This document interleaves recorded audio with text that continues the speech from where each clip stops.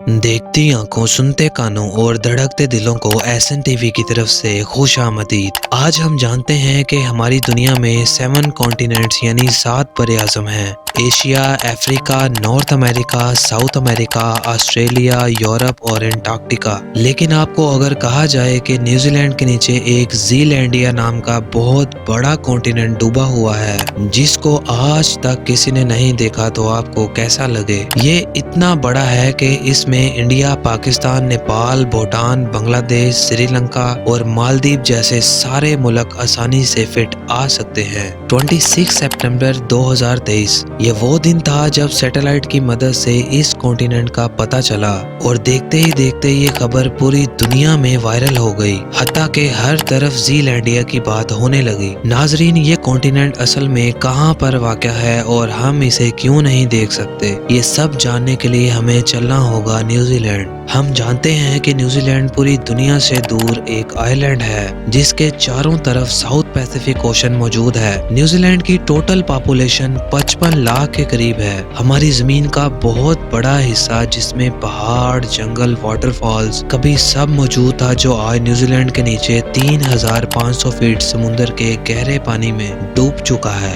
ये साल था 1642 का, जब एक डच एक्सप्लोरर एबल टैस्मैन एक नए कॉन्टिनेंट की तलाश में दुनिया से बहुत दूर एक सफर पर निकला। कई हफ्ते सफर करने के बाद वो एक ऐसी जगह पहुंचा जहां लश ग्रीनरी, ऊंचे पहाड़ और साफ सुथरा एनवायरनमेंट था। ये न्यूजीलैंड था जिस पर रहने वाले लोगों का दुनिया से दूर दूर तक कोई ताल्लुक नहीं था। इन लोगों को माओरीज कहा जाता था। एबल टैस्मैन ने जब यहाँ उतरने की कोशिश की तो उसका क्या हाल हुआ, इसके बारे में मेरी डिटेल वीडियो मौजूद है जिसे ऊपर नजर आने वाले टैग पर क्लिक करके आप देख सकते हैं। इसके बाद एक British map maker James cook को भी इस तरफ भेजा गया। इसने वैसे तो जमीन से सूरज का फासला कैलकुलेट करना था, लेकिन जेम्स कुक ने ज़ीलैंडिया के मुतालिक भी रिसर्च की। दुनिया उस वक्त हिल कर रह गई जब स्कॉटलैंड से ताल्लुक रखने वाले सर जेम्स हेक्टर ने इस पर प्रॉपर रिसर्च की। 1895 में उन्होंने दावा किया कि न्यूजीलैंड दरअसल जमीन के